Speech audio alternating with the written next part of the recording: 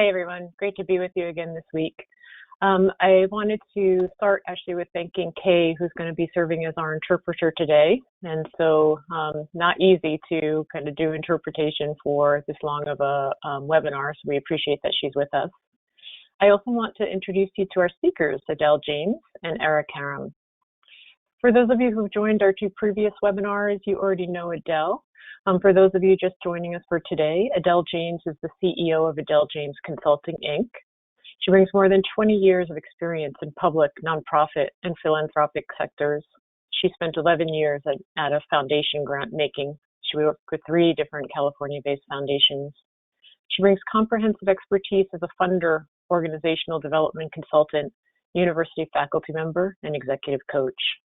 Her services include program planning and design, participatory action research, training, executive coaching, and assessment and implementation of organizational equity action plans. As part of the $140 million disbursement of the Mental Health Services Act statewide prevention and early intervention funding, ADèLE co-facilitated the proposal review process, and she developed recommendations for grantee capacity building. Her portfolio also includes working with a collaborative of 9 family resource centers to design and implement a cultural responsiveness action plan based on the National Cultural and Linguistically Appropriate Service Standards. She's also developed an accompanying cultural responsiveness toolkit. ADèLE is a native of Trinidad, West Indies, and she's passionate about improving programs and systems to serve increasingly diverse communities. She loves adventure, and she loves international travel. She's working on a forthcoming book of stories and photography of the work of artists from Trinidad and Tobago. She holds a BA from Barnard College, Columbia University, and an MA from Stanford University in International Development Education. Eric HARAM is the owner of HARAM Consulting, a health and behavioral healthcare consulting firm. HARAM Consulting offers technical assistance for all aspects of strategic planning, workforce development, and clinical as well as business systems design for states and institutions and organizations. Eric's professional experience includes 30 years of delivering, designing, and directing substance abuse treatment services. He has done this with hospitals, correctional facilities, and community behavioral health centers. As a national consultant, Eric provides expertise in 11 states, from California to West Virginia, including his home state of Maine. He also provides countless hours of advocacy for improved access to addiction and mental health treatment in the Maine state legislature. He was president and board chair of the Maine Association for Substance Abuse Programs from 2007 to 2013. Now I'm going to go ahead and turn the floor over to ADèLE to begin our presentation. Okay. So good morning and welcome to all of you that are out there. And before I start, thank you to Kay for interpreting that we're able to have this on this webinar. But also too, I want to acknowledge Jennifer Clancy and also Kelly Bitts and the effort that they both put into this behind the scenes to make this possible. So thank you. When we're working with Black, Indigenous, and people of color or BIPOC, so when you hear me say that, that's what I'm referring to, Black, Indigenous, people of color. The success of your services is going to be dependent on your understanding of the history and the culture of that group and how it shapes their experiences as individuals, as families, and as communities. Author Ta-Nehisi Coates said that racism is a visceral experience, that it dislodges brains, blocks airways, rips muscle, extracts organs, cracks bones, breaks teeth. You must always remember that the sociology, the history, the economics, the graphs, the charts, the regression, all land with great violence upon the body. That statement rings particularly true when we consider the disproportionate poor outcomes for Black and Indigenous people of color and the direct link to systemic racism and inequities. So when we talk about systemic racism, it's this process that positions whites and their culture to be superior to that of BIPOC. And what it does is that it ends up creating disparities in success indicators. And if you look at them, you know the numbers. You see it in the data. The disparities and disproportion in wealth, the criminal justice system, employment, housing, healthcare, politics, education. Right now, we are seeing it in the rates of COVID.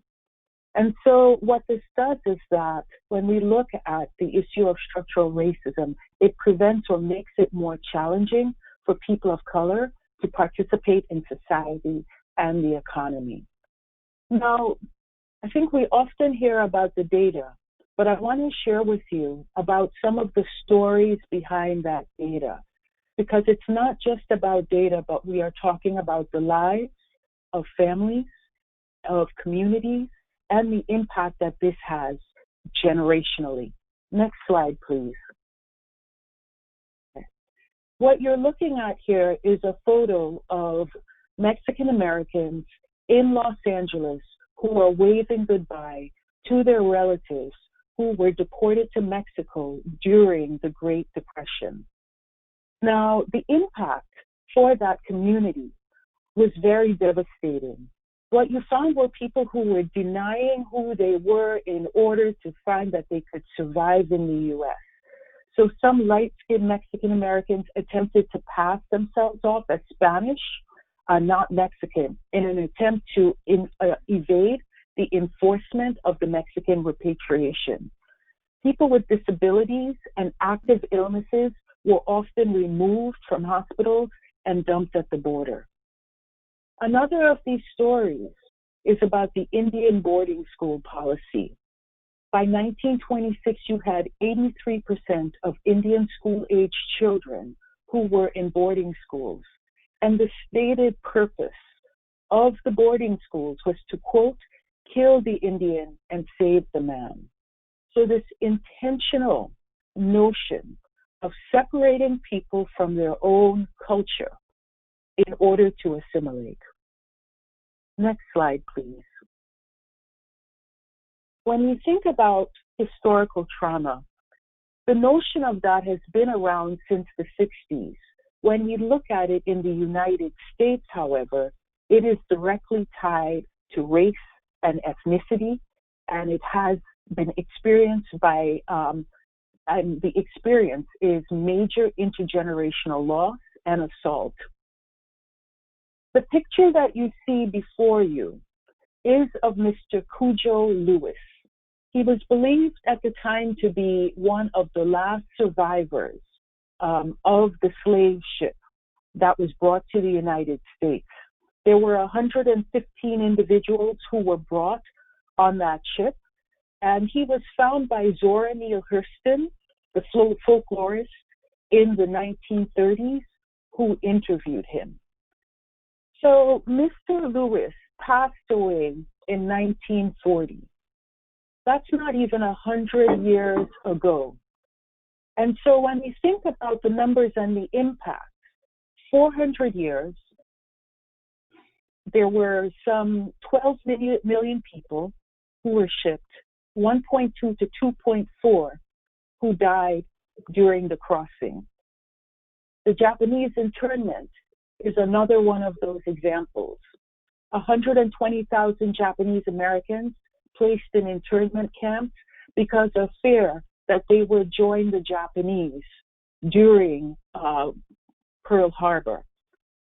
What the result of that, and these figures here are from 1983. So the numbers are even higher, that it's expected that there was 2 billion lost in generational wealth. Now, next slide, please. When we talk about historical trauma, we are talking about a psychological impact, cumulative, that affects generations. Many of you out there, you're in behavioral health, you're therapists, you do work with individuals who have substance use.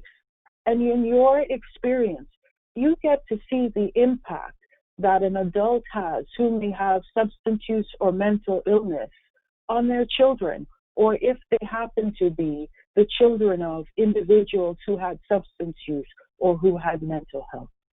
And so now we're talking about not just an individual, but entire communities.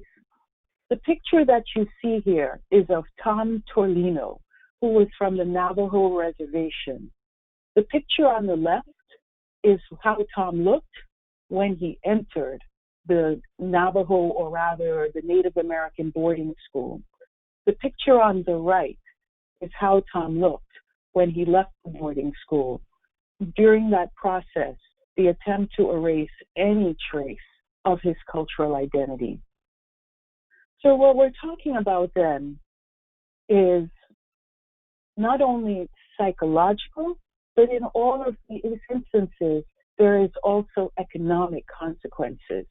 And so you can see the connection when you look at the social determinants of health, of how that beginning started and the impact it has today on where people live, the access or lack of to healthcare, food, jobs, education, etc. So something I want to, try with you today, which is that if I were to ask you where your ancestors were from, most of you would have most of those of you who would have a general notion of that would be white, you would be Asian, or even Latino. When you look in the African American community, however, most folks can't tell you where their ancestors are, or even to look back past their great-grandparents. I asked this question in a group I was training, and there was one woman who did know, who was African American. It turned out that her family was able to find slave records of her ancestors and those who were sold. So I raise that as when you think about how important family and the rooting of that is to one's identity and how we show up. And when we think about in each of these instances, the intentionality of breaking up families, the intentionality of taking people away from their cultures, that's what we have to remember when we look at these families now and whom you're working with. Next slide, please. So there are different types of trauma. And what you find most often with people of color, low-income communities, due to structural racism, is that they experience multiple forms of trauma. And that experience comes from as a result of colonization, of dispossession and dislocation, as well as the trauma of ongoing racism and also bias.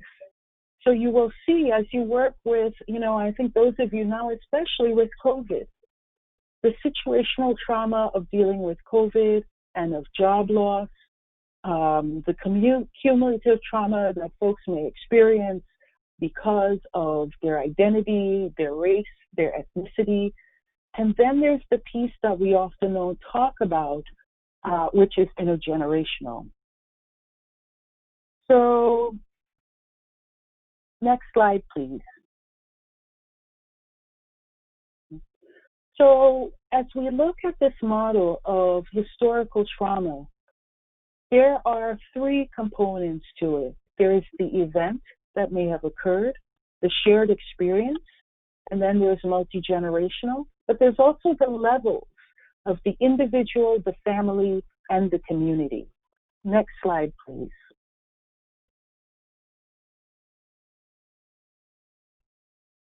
So I think what we need to take a look at is if you think about the families you're working with and how mental health or substance use shapes the behavior, even of those who are not experiencing those issues.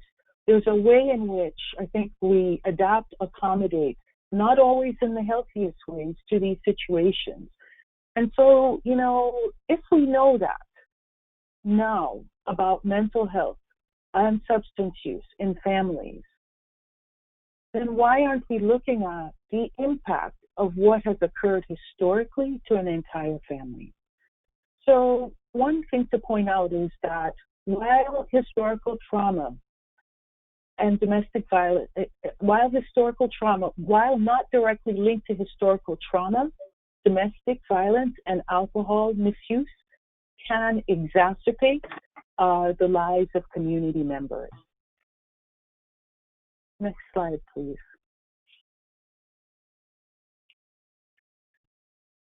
This slide that you see here is of a Syrian family reuniting in the United States.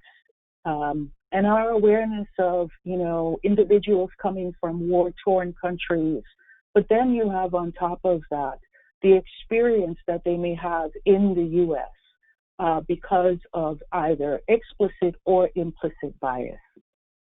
So historical trauma in the United States is rooted in structural inequality and racism, and it results in disparities in healthcare, education, employment. When you look at that data, there's a pattern, and there's a consistent pattern. And so it's to look at, what is going on and why does the pattern persist? Organizations and are an extension of our societies, and they are created in the image of the societies. And so the question then is not if, but how might service provision be shaped by perception or lack of knowledge of Black, Indigenous people of color? The same circumstances that fuel historical trauma is the same soil that, through the passing on of norms and cultural beliefs, it seeds notions of implicit bias. Next slide, please.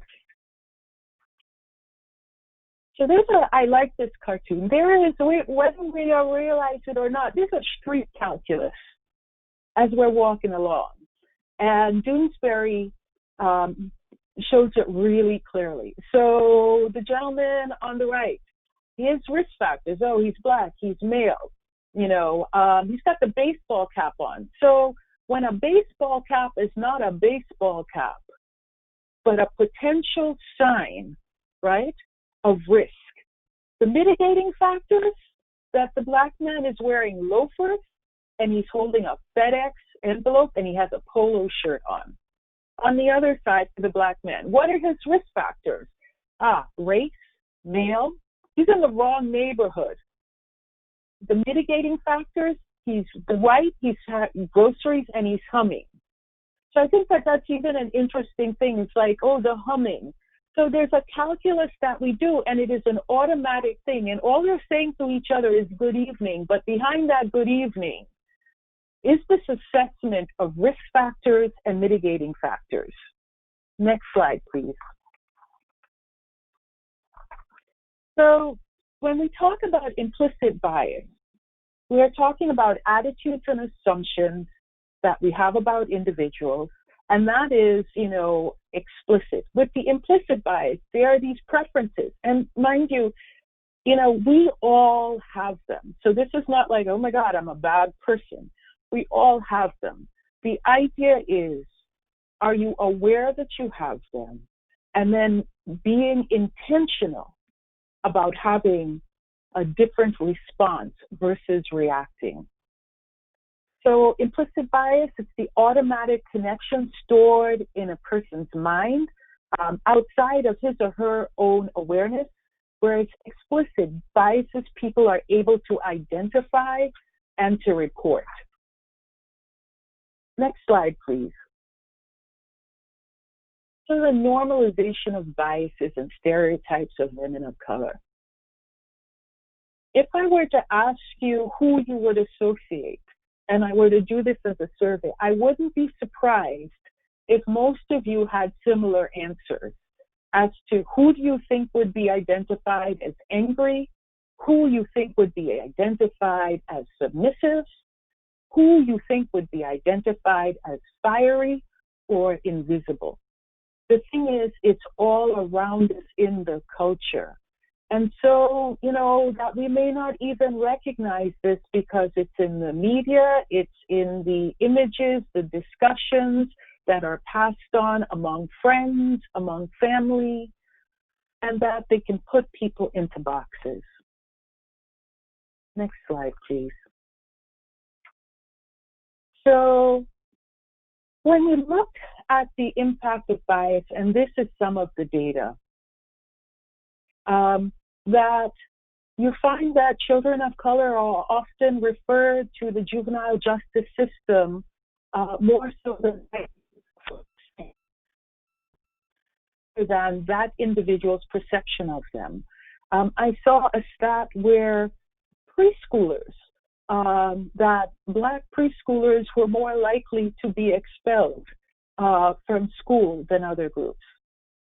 When we look at the impact of bias, it's often about a lack of cultural understanding by healthcare providers, and that what that does is that it contributes to the underdiagnosed or misdiagnosed of mental illness in people from racial, ethnic, diverse populations.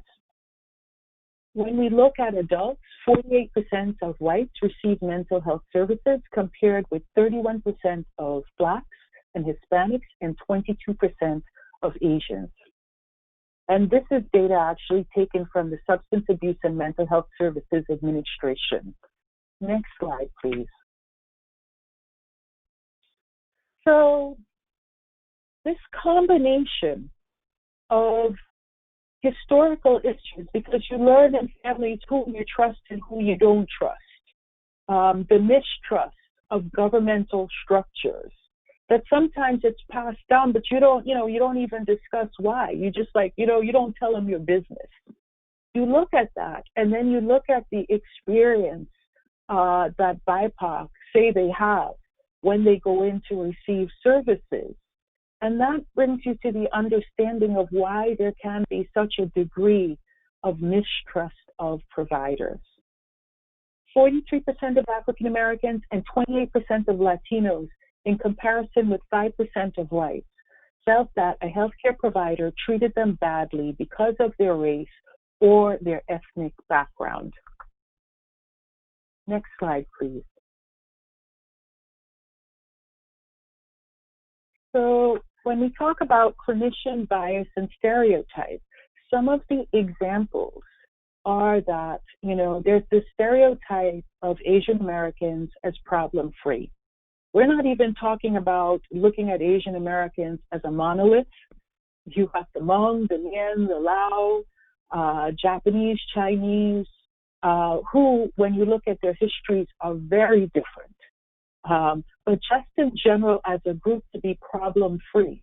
And so what can happen then is that clinicians may overlook their mental health issues or their substance use problems.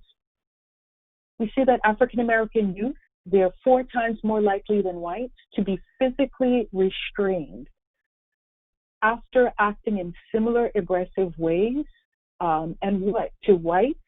And what it suggests is the stereotyping of African Americans, of African American male as violent. And it's an image that we see that gets reinforced. Again, this is not to say it's to blame individuals when they may be reacting in a bias. I've had them. I'm walking down the street. I see some folks. I am concerned. And then I realize, wait a second. They're not even looking at you, paying you any mind. Where is this coming from, ADèLE? So the institutional racism was evident over a century ago with the establishment of separate and equal and completely segregated mental health hospitals in Virginia for African American patients. That's part of the history as well. And so as providers, I think it's having awareness of this history and the impact that it has for families today. So I want to end with just a little personal story. And I guess it's, when a hairstyle is not a hairstyle, and how hair can even raise its own biases. I recently cut my hair after 27 years of having my dreadlocks. And prior, I would have it shaved on the sides. And I was coming home one night from a dance class, driving at the speed limit, my hands at 10 and 2. Everything works on the car, registration. I'm signaling. I saw a car to my left, and I looked over, and there was writing on it, and I recognized, oh, it's a police car. All I did was look at the writing. As I signaled to get off on my turn, behind me, flashing lights, talking to me over the loudspeaker about pulling over. And when I rolled down my window, because he could not see into the car, the first thing he said was, "Good evening, sir." And I understood why I was pulled over. He'd seen the side of my head and it was shaved, and he assumed it was a black male, and that it wasn't anything that I had done. Now, you know, when we talk about bias, each morning, and especially with what is going on in this country, across the United States, there are Black parents who are having conversations with their children about how to comport themselves if they are ever pulled over. And the thing is that being aware of that I had actually had a plan about what I would do in that case. And as I sit here talking to you about it, and that happened a couple years ago, that I feel that tension in my chest, I feel some of that tightness in my stomach, I feel some of that tightness in my face, maybe even a little bit flushed. What I did know at that time, and because of class, that I could say, I know the police captain here and I've never been pulled over. He eventually let me go because he said my record was clean. But outside of his initial words, I didn't know, and there was no reason for him to pull me over.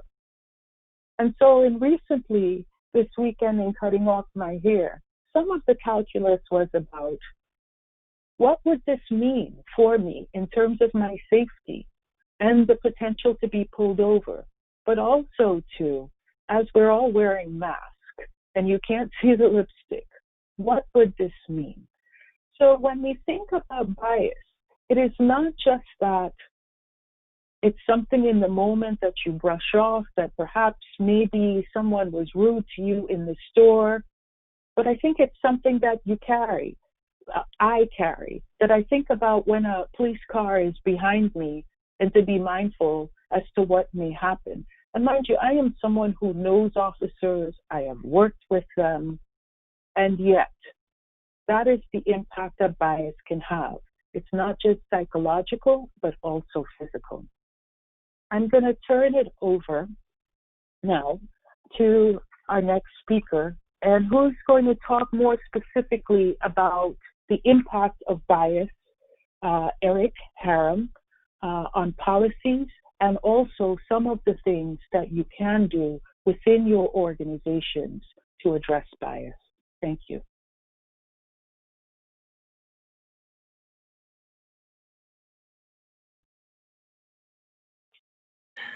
Thanks very much, ADÈLE, and welcome everyone this afternoon or this morning.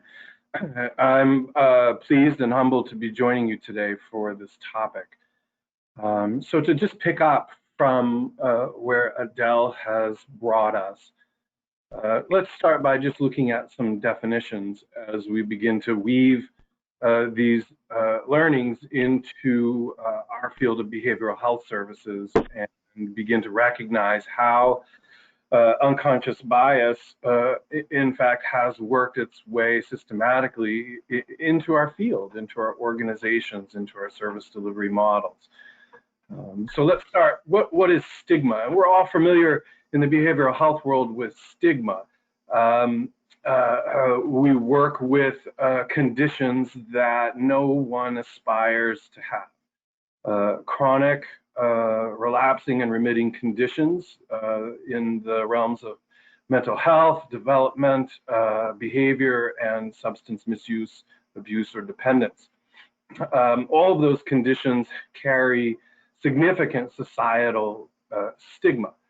And so if we just simply look at Webster's definition of stigma, it is a mark of shame or a stain.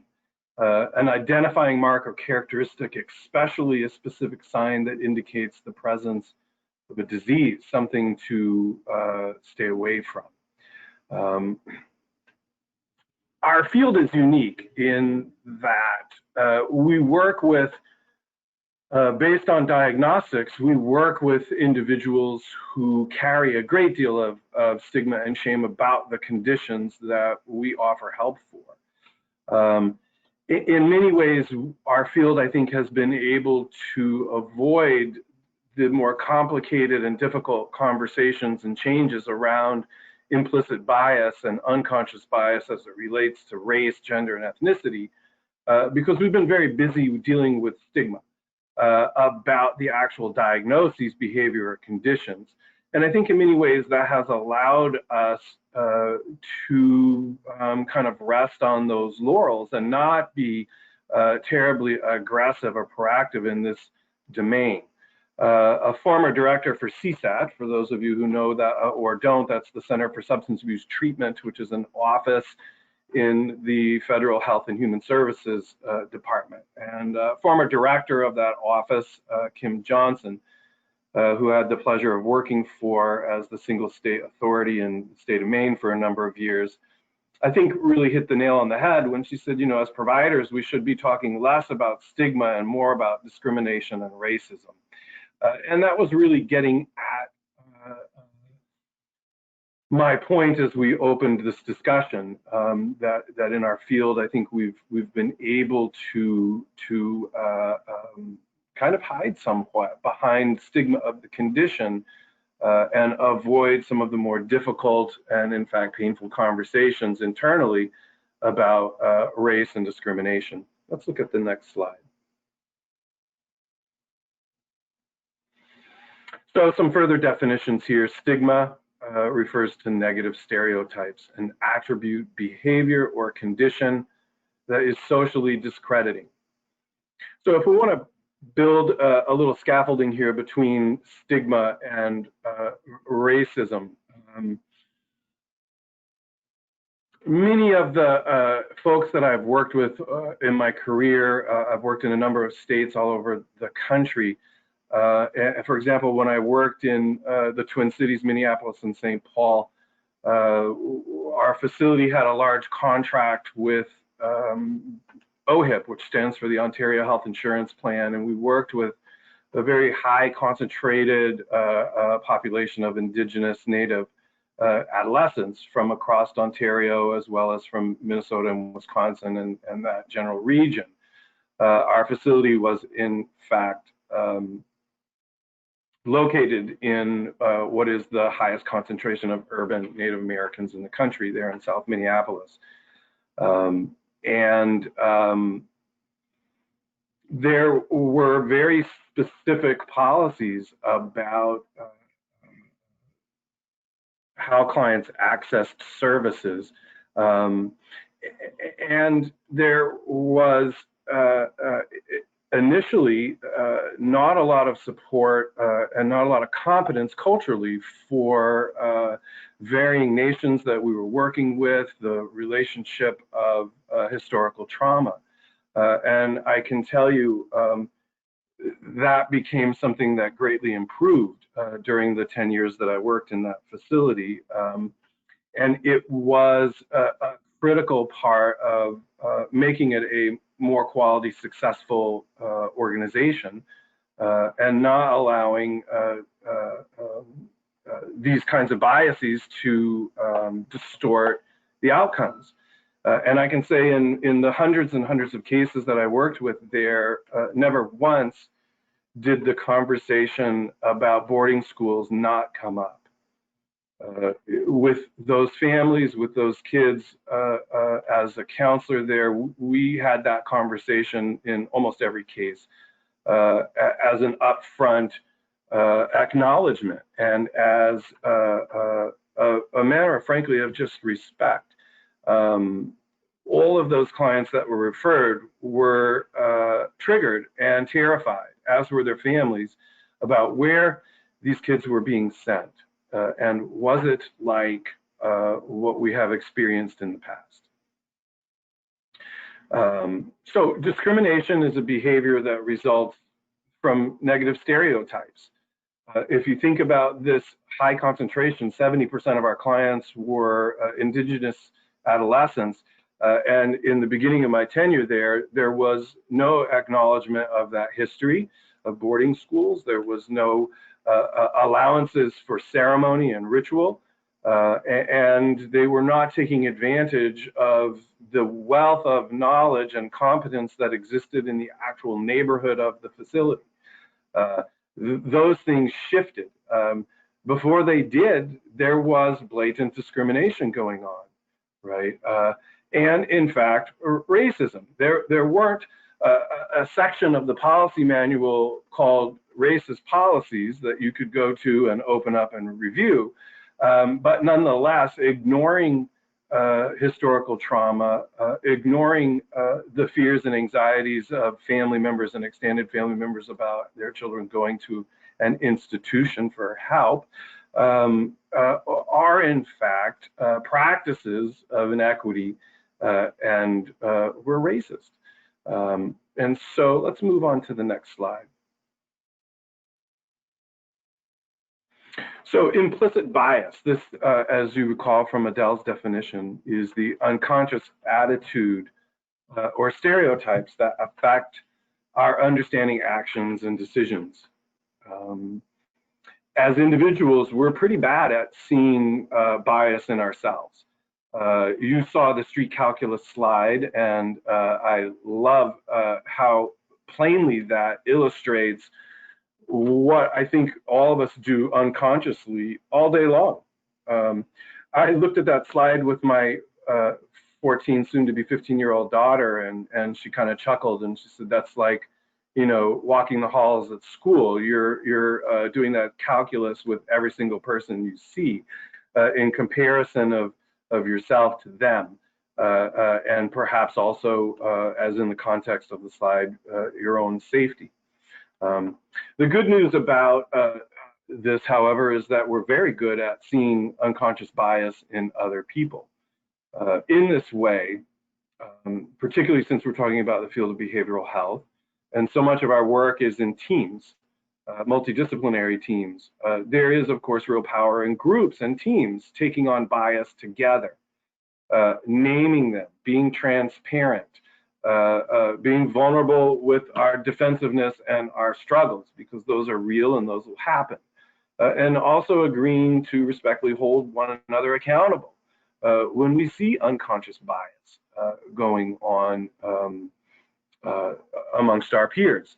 Now, in behavioral health, we have a lot of language that we use internal to the field that are great illustrations of unconscious bias.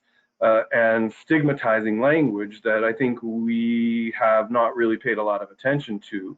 And in many ways, those can be some places to start, right? Just with our general population, again, looking at the discrimination and stigma associated with diagnostics.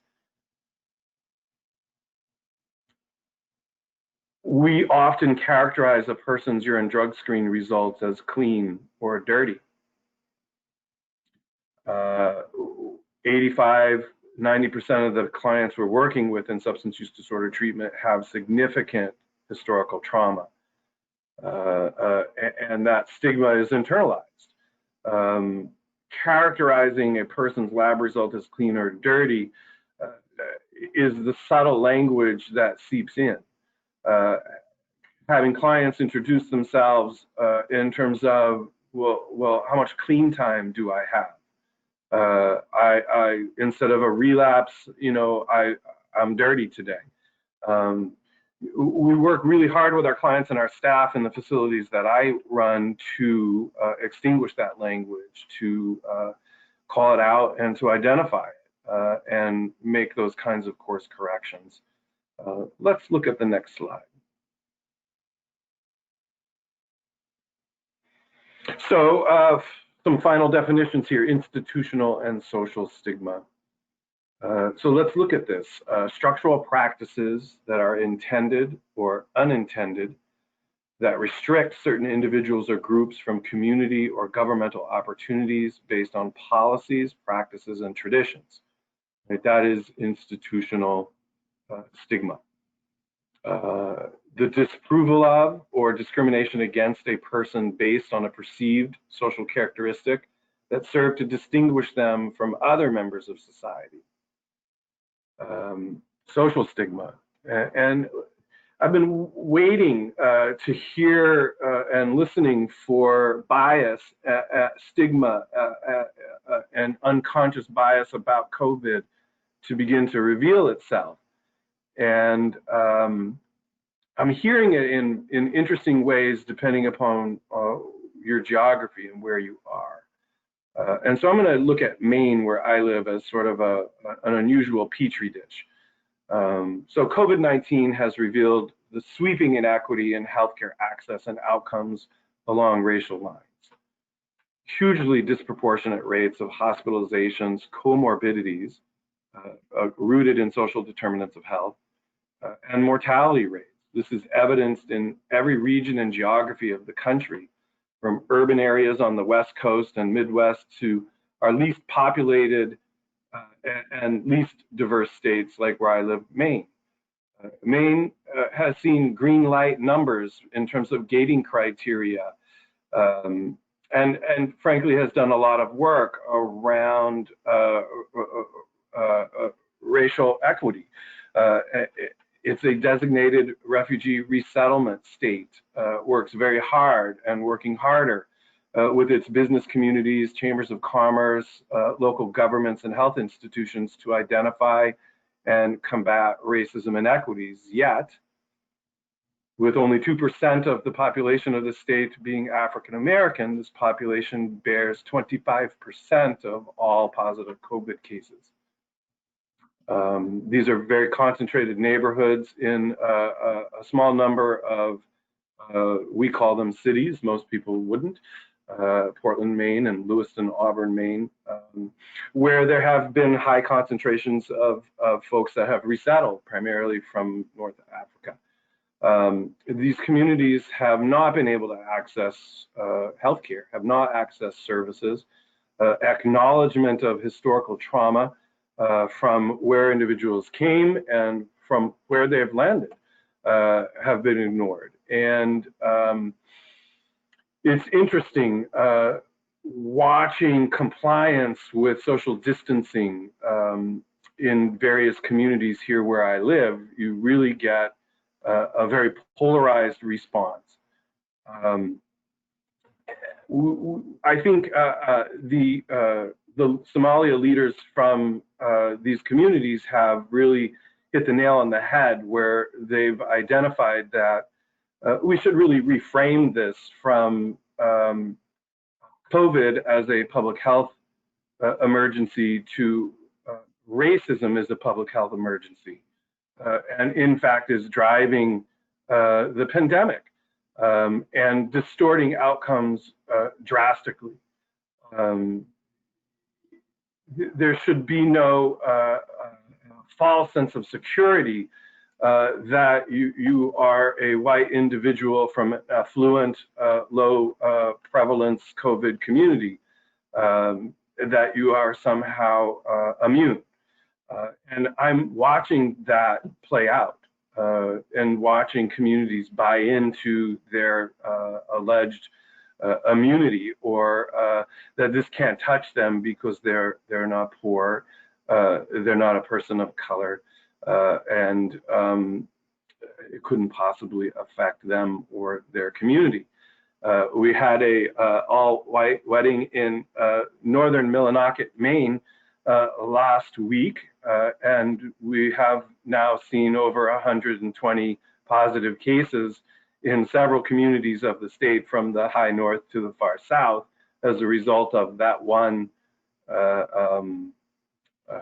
event. Folks aren't immune. Your ethnicity and your economics do not come into play. And I think those are important things for us to bear in mind. Let's look at the next slide.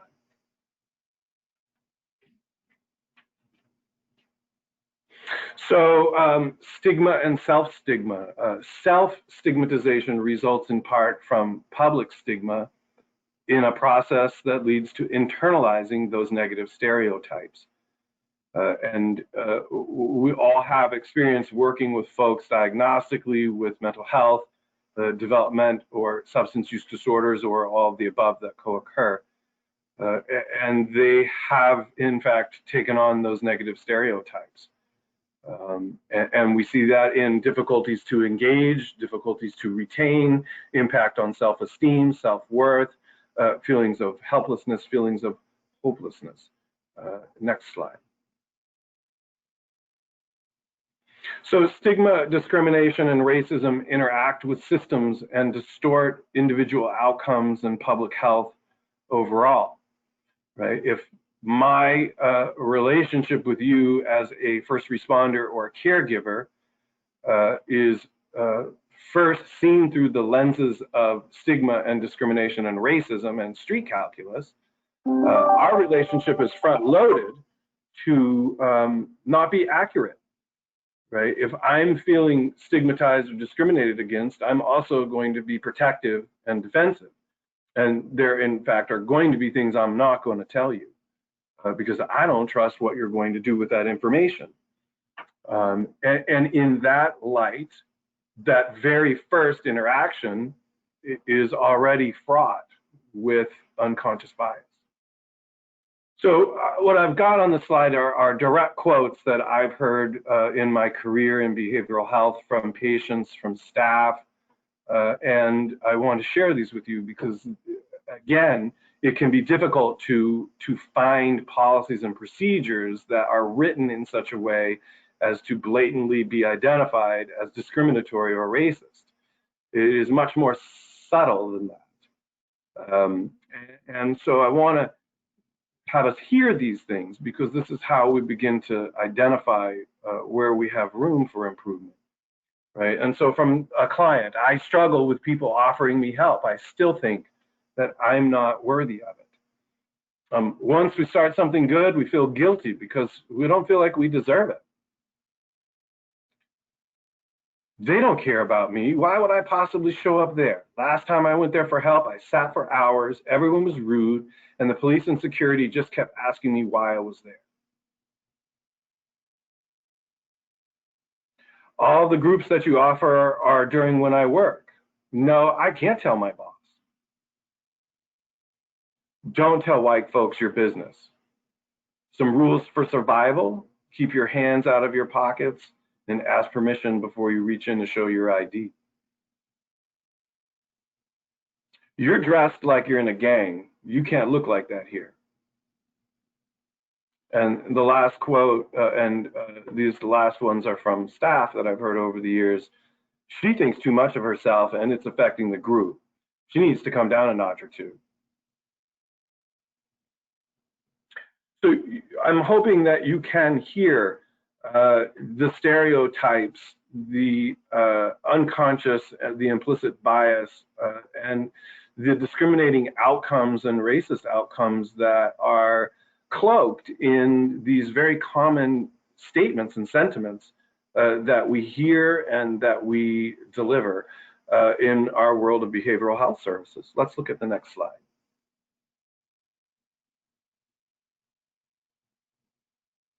So treatment begins with the first contact, right? The first contact in SED programs have with those seeking help sets the tone for overall show rates, engagement, retention, and ultimately outcomes.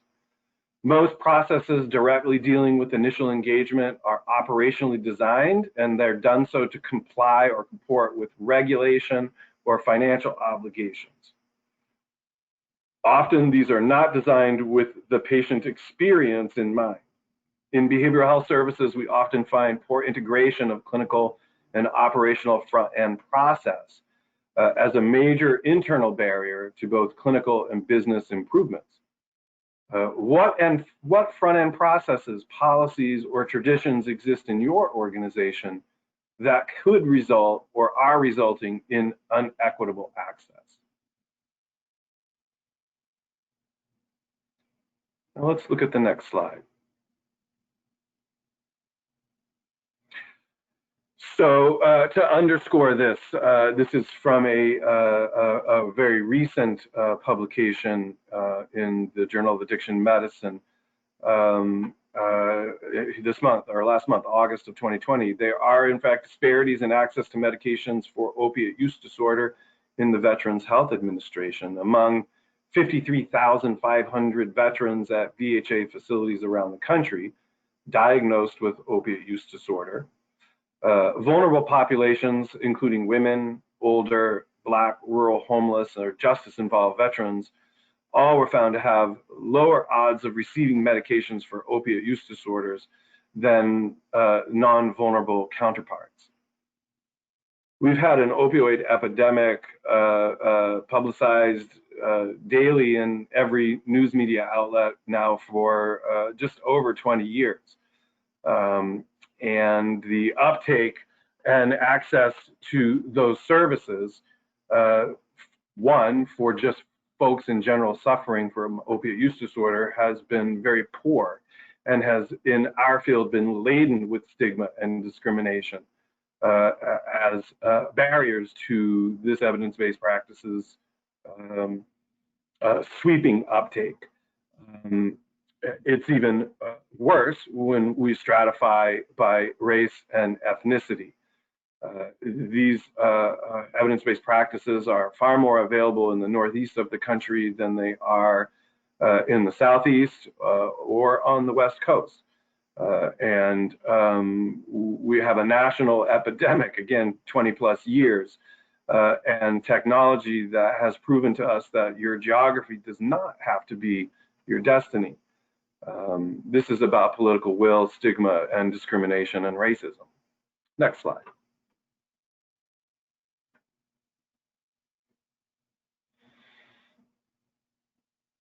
So a little bit more about front-end process and the patient impact. So these are just some basic universal truths about customer service.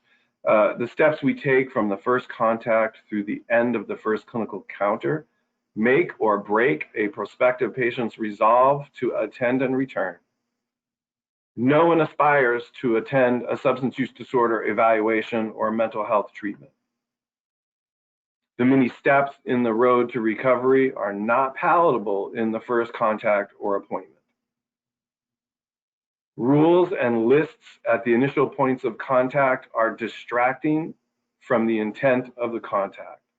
When a person calls and says, I need help, right, going through all of the hoops, all of the bells and whistles that have to be rung and blown, all of the identification cards and insurance triage, and then the days of the week and the norms and the rules are not the reason the person called. Going through those things has the impact of turning prospective patients off and in fact triaging them out of your access queue. And all of us, if we put ourselves in this role, we rarely remember what we are asked in service access. But we always remember how long we waited and if the people we interacted with were nice. Right? And so these are just baseline universal truths about access. Having these dialed in it is critical for equitable access as well as for your overall business case. Let's look at the next slide. So very quickly, according to the Substance Abuse and Mental Health Services Administration, only 11.5 people who need and want addiction treatment can actually obtain it. Within this 11%, there is a much smaller proportion of Black and Latino populations whose access to substance use treatment and completion rates are significantly lower than their white counterparts. Front-end or access processes contribute heavily to engagement and show rates. Processes are defined as either high demand or low demand characteristics. And what I mean by that is, how many hoops do you have to jump through from the time I call and ask for help until you give me my first appointment? right? The more hoops, that's a high demand characteristic. The less, that's a low. I heard a client say once, as they were moving into the maintenance phase with their own recovery, they were very grateful for how quickly they were able to access treatment services and get in front of a physician and have medications for opiate use disorder prescribed to them. We have a medication first model and same day access and never run a waiting list. And that's just a culture and tradition in our organization. And most people don't have that experience, and he was very, very grateful for it. And he said, you guys are getting there. You're not as accessible as my old dealers were, because they'll drive to my house, give me heroin, they'll even mix it up and shoot it up for me if I ask them to. But getting treatment is a little bit more difficult than that. And when we think about high demand and low demand characteristics for access, this is the paradigm that we're in, right? Is obtaining behavioral health treatment as easy as obtaining heroin or methamphetamine? And the answer to that question, we all know, is a sad answer, right? It's not. And that's a part of what we need to be working on. So what are some examples of demand characteristics in your organization that may be rooted in bias or discrimination?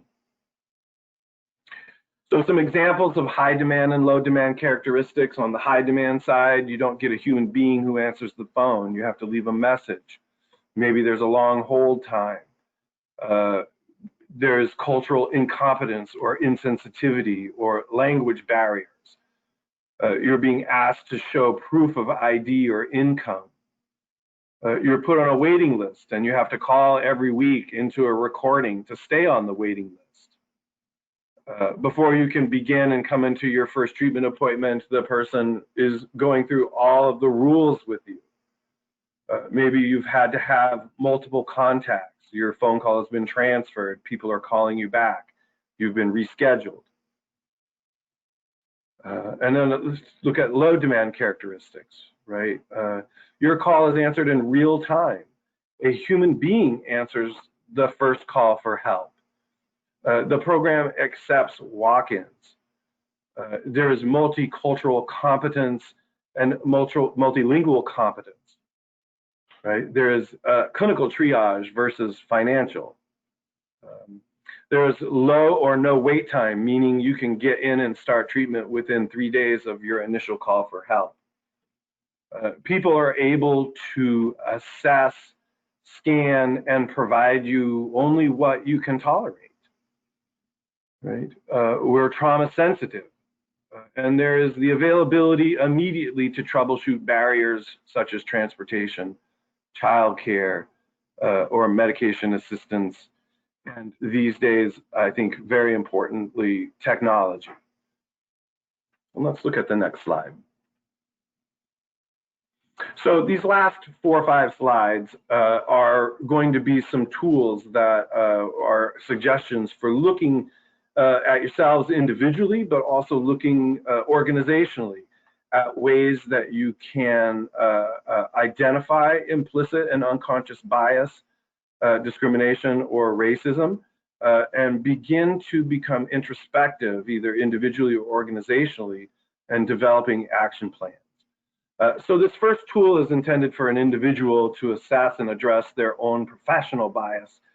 This is for physicians and general medical professionals and comes from the American Academy of Family Physicians.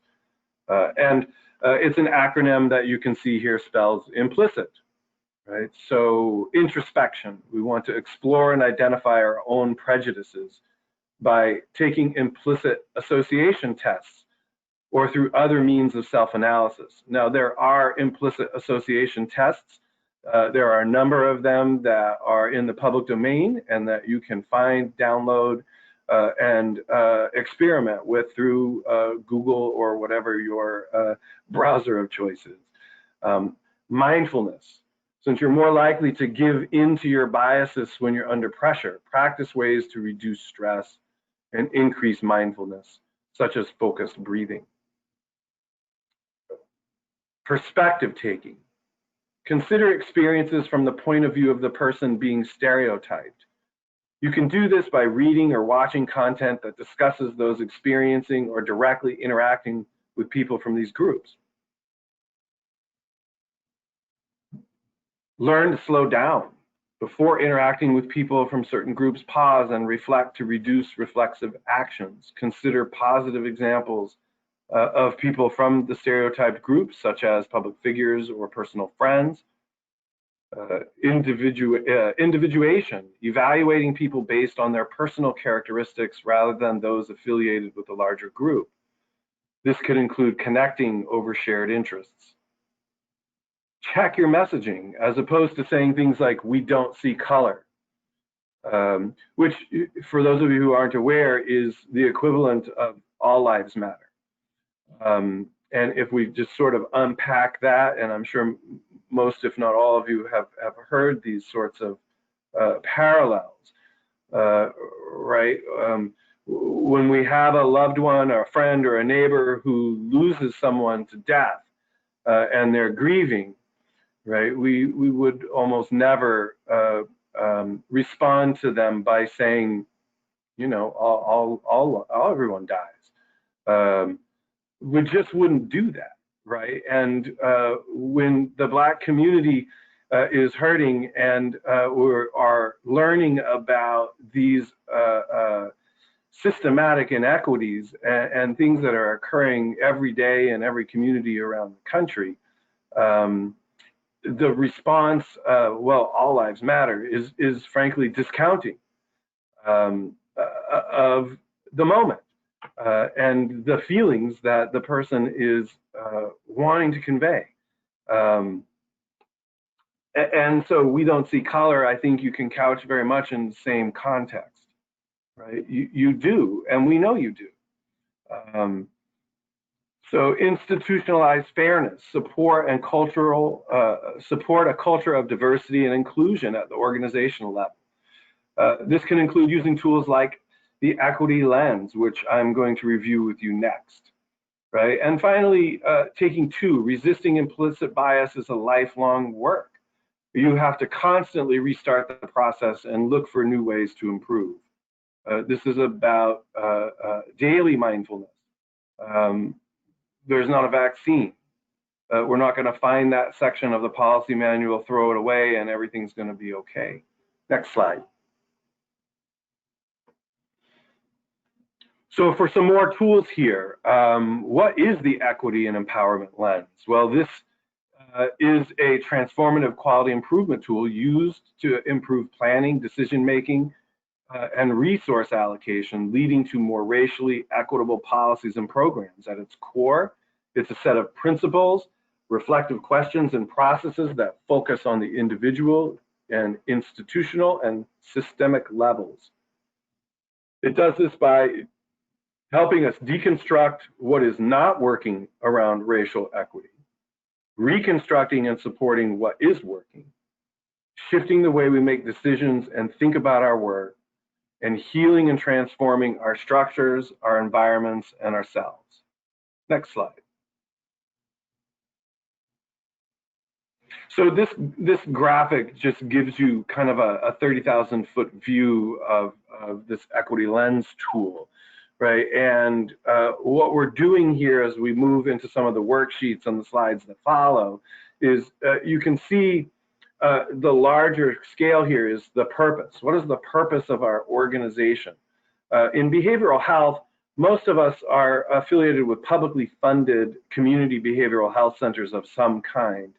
As such, we actually hold an institutional role in the community, right?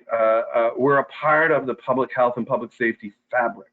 And so our purpose is more connected to the larger community than our own boards, our own organization, and our own tradition and cultures, right? In that institutional role, our obligation is to serve the community we're in, not the other way around, right? So that's sort of our inherent purpose. if we're looking at a policy, a practice, or a procedure, that would be what's in the center of this graphic, where it says issue or decision. And then what we're going to be doing is, with our team of stakeholders, is we're going to be covering the questions in the other circles: people, place, process, and power, right? So if we look at those just very briefly, who is positively and negatively affected by this issue and how? I'm reading in people. How are people differently situated in terms of the barriers they experience? Are people traumatized or re-traumatized by this issue or decision? We want to consider physical, spiritual, emotional, and other contextual effects, right? And so oftentimes, as we're looking at new practices, policies, or procedures at the organizational level, we don't tend to drill down at that level of thoughtfulness when we think about the people that this policy procedure will impact. Now, if we think about places, how are you or your issue or decision accounting for people's emotional and physical safety and their need to be productive and feel valued? How are you considering environmental impacts as well as environmental justice? How are public resources and investments distributed geographically? Okay, and so if we look at process, how are you meaningfully including or excluding people, communities of color who may be affected? And then we want to consider power. What are the barriers to doing equity and racial justice work? What are the benefits and burdens that community experiences with this particular issue or decision we're looking at? What is your decision-making structure? Right? These are not typical ways that we've looked at the design of new policies or change in our organization. And it is aptly referred to as an equity lens because it's changing the way we view the communities that our institutions serve. Next slide. So if we look at this from the individual, right, and these are tools that are part of the handouts for today, so we want to encourage you to download these, print them, and play with them. What is my purpose towards achieving racial equity? What gets in the way of maintaining my purpose towards racial equity? What do I need to maintain my purpose? Right? Purpose towards racial equity is either further clarified by our positions in the hierarchy. And then so looking at some of these other questions, right? If you are a manager or other type of leader in a position of authority, how can you further clarify your purpose so that you are leveraging the power you have? If you are at the lower level of the organization, what do you need from leaders in order to feel valued and to be a key contributor to the organizational purpose? And how does your role and your purpose influence and align with racial equity and organizational purpose? These are big questions. These are heady questions. It's going to take a while to think through these and unpack this stuff. And though this is an individual exercise, I encourage you to have these conversations with someone you trust, someone who will challenge your thinking, because you will arrive in places that I think may surprise you. Next slide. So these would be similar, but these would be the more detailed questions at the institution or organizational level, right? Similar, but again with that organizational slant. What is your institution's purpose towards racial equity?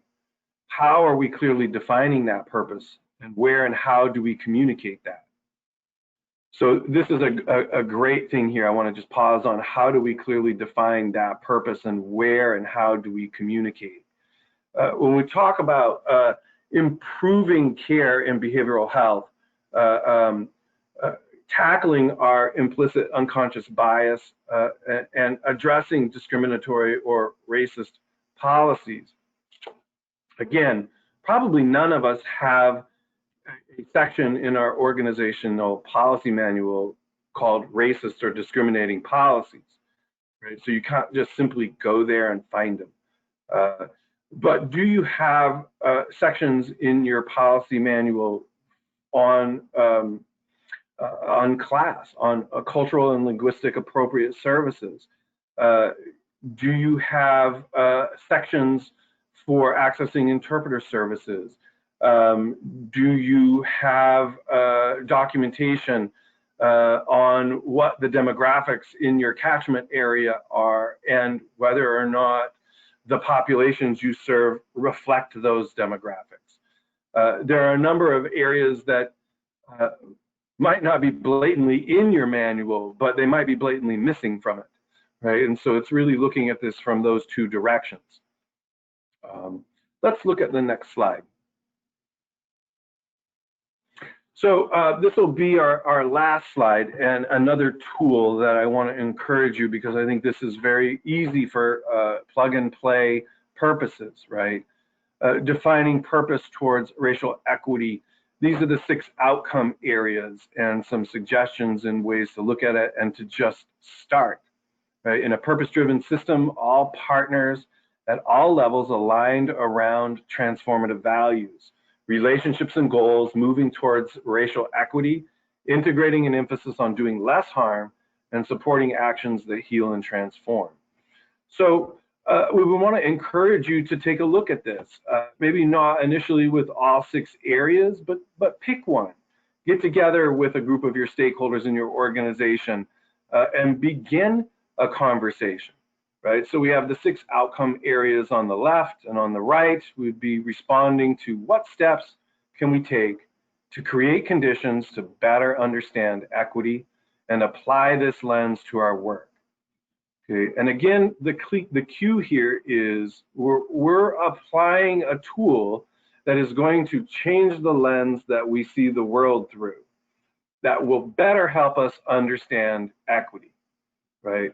A part of how systematic discrimination and racism remains is that it is, again, implicit and unconscious in many ways, right? And we don't see it. These things have become normed in our day-to-day existence, making it difficult. That is why, in fact, we're talking about tools that give us a new lens, right? So are we going to be looking at shifting social norms, strengthening organizational capacity by diversifying, for example, in staffing, leadership, structure? Are we going to strengthen our community alliances? Are we going to diversify those?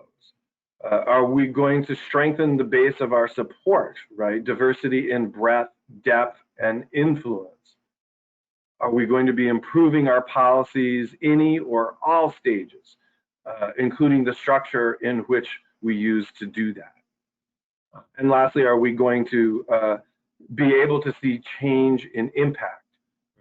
Improved social, emotional, physical, and environmental conditions for the affected populations that we are looking to make improvements with. And I think the last slide here for me is to obtain more resources to review the logic model of these tools, case examples, and strategies.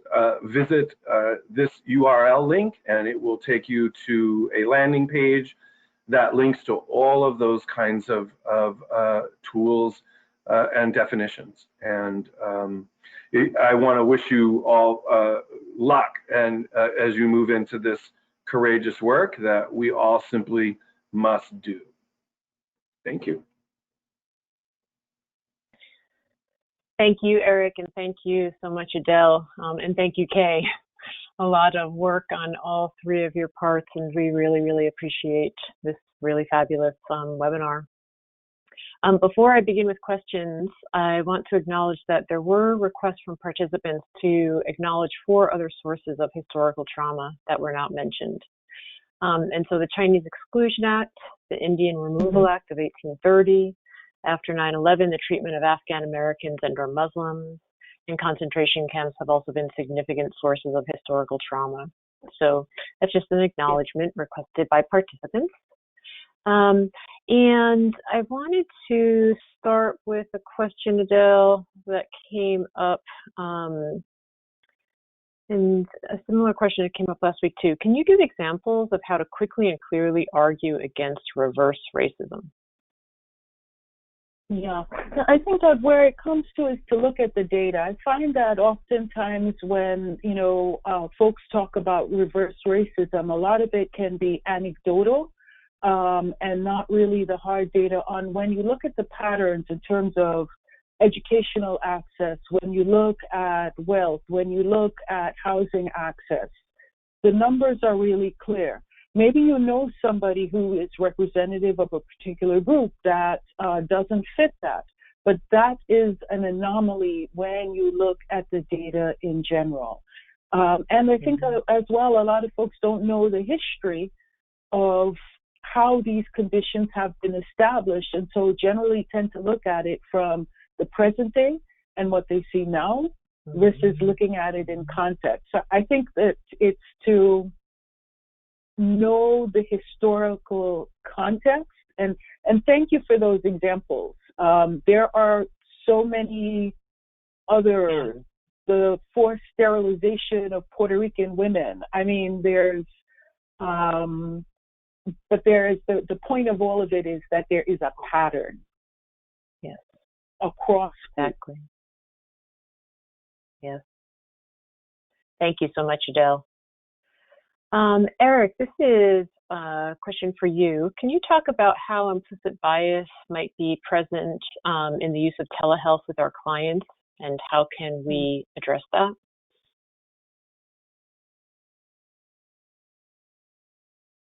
I think that's a really broad target, and appreciate the question. I think implicit bias can present itself whether in a virtual environment or in a face-to-face environment. I don't know that the virtual aspect of our service delivery has had what I would call improvements in the prevalence of implicit bias.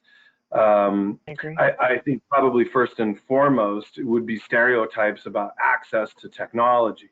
That I suspect that there are stereotypes that we're increasingly becoming aware of now that we've moved into almost 100% virtual service delivery, that are new stereotypes and new implicit biases of, we have a person who we need to schedule an intake with.